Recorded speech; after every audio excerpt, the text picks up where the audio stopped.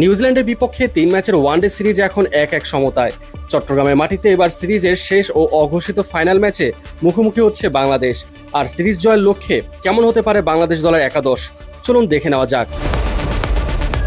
নিউজিল্যান্ডকে আটকাতে বাংলাদেশ যে সম্ভাব্য একাদশ নিয়ে মাঠে নামছে তার শুরুতেই থাকছেন তানজিদ হাসান তামিম। ওপেনিংয়ে এই তরুণ ব্যাটারের দ্রুত রান তোলার ক্ষমতা দলের আত্মবিশ্বাস বাড়াবে। বিশেষ করে গেল ম্যাচে তামিম যা করে দেখিয়েছেন তা রীতিমতো অবিশ্বাস্য। এদিকে তার সঙ্গী হিসেবে থাকছেন সাইফ হাসান। গেল ম্যাচে ব্যাট হাতে তেমন একটা সুবিধা করতে না পারলেও অলিখিত ফাইনালে সাইফ ভালো কিছু করবেন এমনটাই প্রত্যাশা ভক্তদের। ৩ নম্বরে দেখা যাবে সৌম্য সরকারকে। নিউজিল্যান্ডের বিপক্ষে দ্বিতীয় ম্যাচে দীর্ঘদিন পর একাদশের সুযোগ পেলেও সৌম্য সরকার তেমন একটা সুবিধা করতে পারেননি ব্যাট ও বল হাতে। তাই তো নিজেকে প্রমাণ করার জন্য এবার তৃতীয় ওডিআই ম্যাচে ভালো খেলবেন সৌম্য, এমনটাই প্রত্যাশা। এরপরে দেখা যাবে নাজমুল হোসেন শান্তকে। দীর্ঘদিন ধরে রান খরায় থেকে গেল ম্যাচে শান্ত হাফ সেঞ্চুরি করেছেন। এবার অলিখিত ফাইনাল ম্যাচে কেমন করেন সেটাই দেখার বিষয়।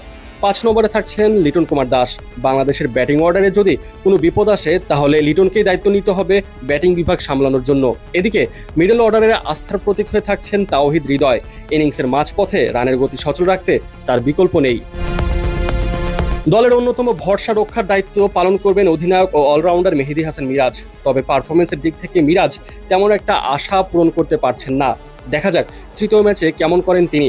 এদিকে মিরাজের সাথে স্পিন বিভাগে থাকছেন রিশাদ হোসেন। কিউই ব্যাটারদের বিপক্ষে তার লেগ স্পিন মাঝের ওভারগুলোতে উইকেট শিকারের মূল ভরসা হতে পারে।